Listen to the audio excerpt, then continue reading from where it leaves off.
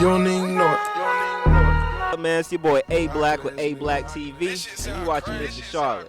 Today, man, I'm downtown Charlotte, as you can see, with my homeboy Chewy, a local promoter, soon to be global, doing big things out here in Charlotte, man. Gonna tell you a little bit about all he does. What's up, man? What's up, A-Black?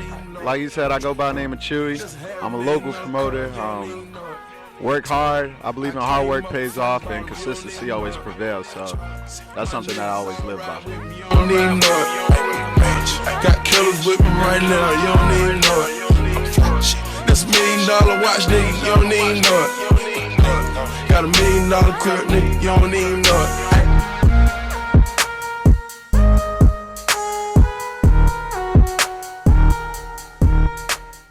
Can talk about how you even got into promoting. Growing up, I was always good at marketing. Marketing was always like something that always came easy. I wasn't always the best basketball player. I wasn't always the best baseball player, but marketing was something I knew how to stick myself out. Like, I wasn't the tallest one, I wasn't the shortest one, I wasn't the fattest, I wasn't the skinniest. So what do you do when you're the average one? How could you make yourself stick out? And it actually all started with MySpace. I learned how to cultivate myself in a marketing scheme in MySpace. What do you mean to you? Money is just the way to pay bills. You know what I mean? Money doesn't make or break you.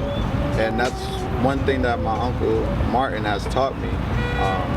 Don't chase the money because it's gonna come to you. You just do the right thing in life, and God is gonna take care of everything else. I believe that honesty in promotion is getting to an all-time low as of now. So what I try to do is I try to surround myself with people that have been in the game a long time, like an Adolf Schreiber. Try to study the flow of how he handles your personal life and your business life, because as a promoter, you want people to know who you are, because if there's another promotion company going up against you, you want people to say, okay, I'm going to this party because I know Chewy's gonna have a good time. We all gonna have a good time there, than opposed to someone else's. Speaking a little bit more on Adolf Schreiber, what's one of the most important things you learned from him, man? God, I know Adolf gonna look at this and say, what's one of the biggest things that I learned from him? And one of the biggest things that I always learn is that being patient. You have to be patient. Everybody's in a rush to become a celebrity or a superstar or a socialite, whatever they want to become. Everybody's in a rush to become it like it's gonna happen overnight. That's something that I'm still dealing with, you know what I mean? I remember before I started here at 935, I would try to make a name for myself, and the same girls that were telling me I was out of their league, now all of a sudden want to play with my boss. You don't know who's gonna be real and who's gonna be fake, so I just stick with what I know. I don't try to move on and be with a different girl or every girl every night. That's not someone who I am. You also have to remember I have a daughter, and I don't want to treat a girl that someone's not gonna treat my daughter like. So you speak a lot about hard work, man. A lot of people get into promotion, you know, for the glamour, for the shine. What's a lot of stuff that goes on behind the scenes, man, that a lot of people don't know going into it? You sacrifice a lot. You sacrifice basically your whole life. You give yourself to everything that you do so that people feel as though they're related to you. Like, and that was one of the ways that I learned how to stick out, how to move on and say, all right, this is my stigma. I'm gonna let myself go, and you know what I mean? I'm not really caring what they say back about me. Just know that everything is genuine. What's the worst thing that can absolutely go wrong on a night you have a party? Rain. Rain is the worst thing that can happen to any promoter. Rain, snow, sleet, hail. Mother Nature when she has her period. That is the worst thing that can happen. What you want to do next, you know, like what's the next move for Chewy when you feel like you kind of conquered this arena?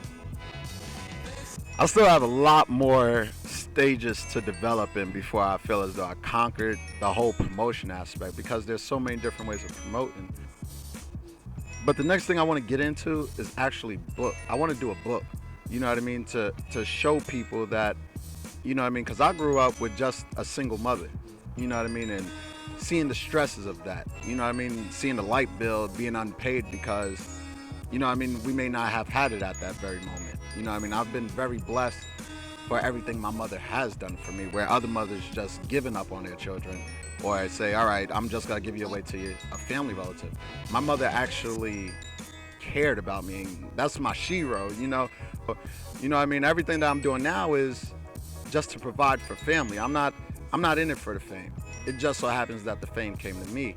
From a single parent home, how do you feel that might have shaped your character? And then also being a father as well, how do you kind of balance this kind of entertainment party life with that as well? I try to balance myself out by first, of course, going to church. You know what I mean?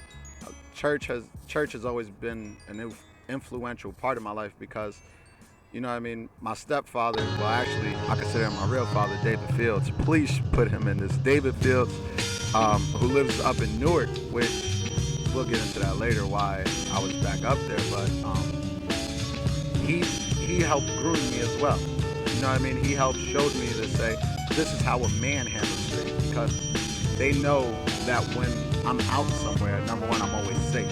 Whenever you see me, there's always people around me, not for security, but because those were the people that was with me when I had nothing. And besides, those are the people that still work with me. Like, a lot of people think they see me in the club and they say, oh, well, Chewy, you don't do nothing. I'm in the streets passing out flyers, still shaking hands because the grind doesn't stop. What you won't do, someone else will. Talk a little bit about Charlotte, how Charlotte's been as far as the entertainment nightlife goes. You know, is it good, bad? How do you see it? I believe Charlotte entertainment nightlife is on the ground. You know what I mean? It's just like what you see in the skyline. It's still developing. You know what I mean? You have to give everything time. You know what I mean? When you give things time, you'll see how beneficial things are. You have to be patient. Rome wasn't built in a day. It took a whole lot of time for everything in Rome to be built. So why are we rushing for Charlotte? You know what I mean? So I believe we're going in the right direction. You know what I mean? With new clubs, with upgrades in certain clubs, you know. Charlotte nightlife is taking a step in the right direction.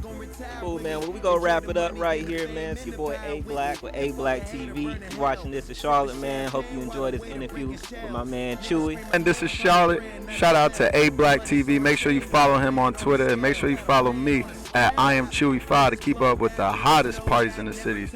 And you better believe we got to shut it down each and every Thursday at 935.